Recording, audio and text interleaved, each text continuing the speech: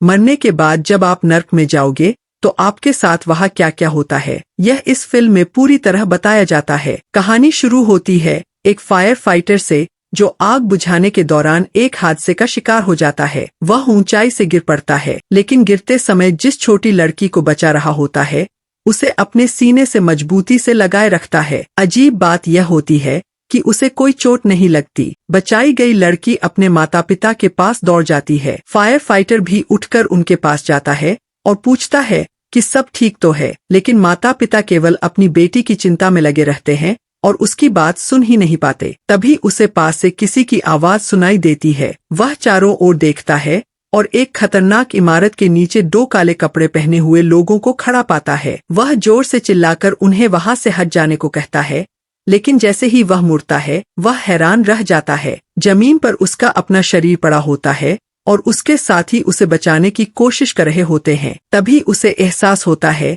कि वह मर चुका है। उसी समय वे दोनों काले कपड़े पहने लोग उसके पास आते हैं और अपना परिचय नर्क के दूत यानी मैसेंजर के रूप में देते हैं। वे बताते हैं कि यही वह खास व्यक्ति है जिसकी उन्हें तलाश थी। इतने साहस और बहादुरी से अपनी जान देने वाली आत्मा उन्हें पूरे 422 साल बाद मिली है। इसी बीच वह छोटी लड़की उसकी ओर देखकर दोनों अंगूठे उठाकर उसकी बहादुरी की प्रशंसा करती है। अब वे दूत उसे नर्क ले जाने वाले होते हैं, लेकिन फायर फाइटर यह मानने को तैयार नहीं होता। वह कहता है कि वह अभी अपनी माँ से ठीक से विदा भी नहीं ले पाया है, मगर अगले ही पल उसके पैर हवा में लटक जाते हैं। उसके पीछे एक विशाल प्रकाशमय द्वार जैसा दृश्य प्रकट होता है और वह उसके भीतर खिंचता हुआ नर्क की ओर चला जाता है।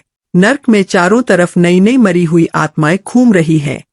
यहाँ उसे 7 पापों यानी 7 गुनाहों की परीक्षा से गुजरना होगा। अगर वह इन सभी परीक्षाओं में बेकसूर साबित हो जाता है तभी उसे नया जन्म मिल सकता है। लेकिन फायर फाइटर को नया जन्म नहीं चाहिए, वह सिर्फ एक बार अपनी माँ से मिलना चाहता है। तभी 3 नर्क दूत उसके सामने आते हैं। उनमें से तीसरा दूत एक समझदार और गंभीर स्वभाव का व्यक्ति होता है जो बाकी दोनों का बॉस है। तीनों उसे नर्क के विशाल दरवाजे तक ले जाते हैं। जैसे ही दरवाजा खुलता है सबसे ऊपर एक बड़ी कुर्सी दिखाई देती है। तभी वह छोटी लड़की खुशी से चिल्लाकर कहती है कि यह सच में एक बहुत न्यायप्रिय आत्मा है, लेकिन उसकी पहली परीक्षा हत्या वाले नर्क में होने वाली है। नर्क में सजाए छोटे गुनाहों से शुरू होकर बड़े गुनाहों तक पहुंचती है, यानी हत्या को उसका सबसे छोटा गुनाह माना जा रहा है। यह सुनकर फायर फाइटर हैरान रह जाता है, क्योंकि वह तो रोज लोगों की जान बचाता था। वह कहता है कि उसने कभी किसी की हत्या नहीं की। तब नर्क दूत उसे समझाते हैं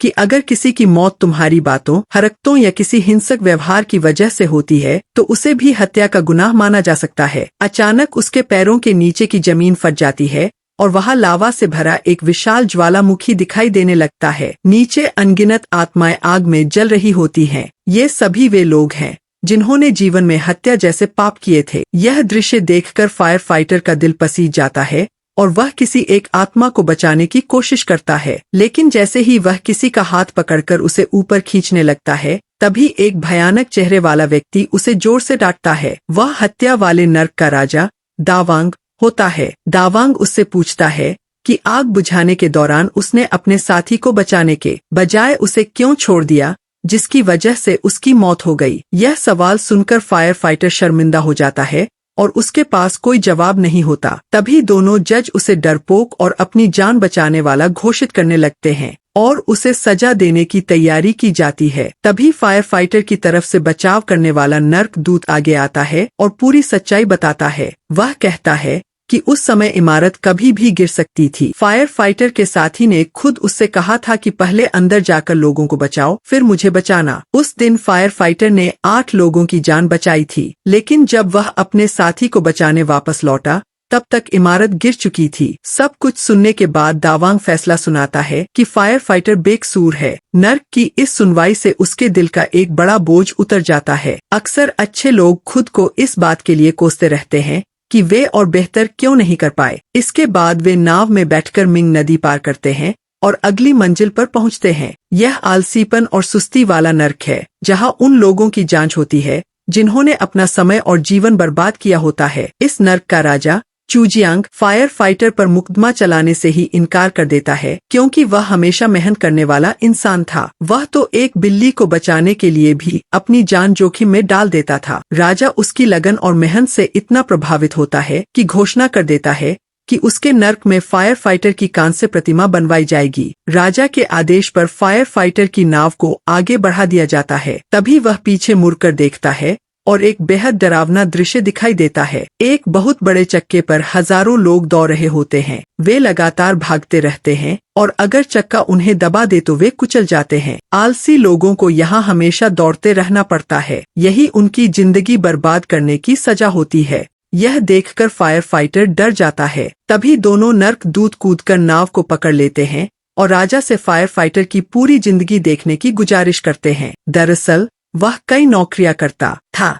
दिन में आग बुझाने का काम करता और रात को एक बारबेक्यू शॉप में काम करके अतिरिक्त मेहनत करता था। छुट्टी के दिन स्नानघर में फर्श साफ करता।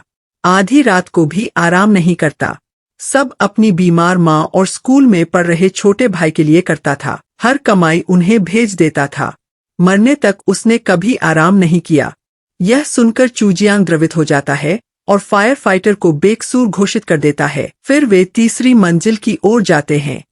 रास्ते में बहुत सारी गुस्साई हुई आत्माएं, अन्याय से मरे लोग आ जाती हैं। दो दूत हथियार निकालकर फायर फाइटर की रक्षा करते हैं। आत्माओं को मारते समय वे बताते हैं कि तुम्हारा कोई रिश्तेदार दुनिया में अन्याय से मरा है, उसी की वजह से यह बवाल हो रहा है। फायर फाइटर घबरा जाता है और सबसे पहले अपनी कमजोर माँ का ख्याल आता है। किसी तरह आत्माओं से बचकर निकलते हैं। मुख्य दूत दुनिया में जाकर पता लगाने जाता है कि कौन अन्याय से मरा है। वह फायर फाइटर के घर जाता है। वहां माँ को जीवित देखता है। माँ बोल नहीं सकती, इशारों से पूछती है कि तुम कौन हो। दूत आंसू बहाकर झूठ बोलता है कि वह फायर फाइटर द्वारा बचाया गया व्यक्ति है। माँ की आंखें नम हो जाती हैं। वह दूत को गले लगा लेती है। वहां पता चलता है कि अन्याय से मरा हुआ फायर फाइटर का छोटा भाई है। भाई की आत्मा दूत को देखकर भाग जाती है। दूत पीछा करता है। भाई की मौत का राज पता चलता है। सेना में ड्यूटी के दौरान एक नए सिपाही की बंदूक अनायास चल गई। भाई घायल हो गया, लेकिन मिडिल लेफ्टिनेंट अधिकारी ने अपनी तरक्की बचाने के लिए भाई को जिंदा ही दफन करवा दिया।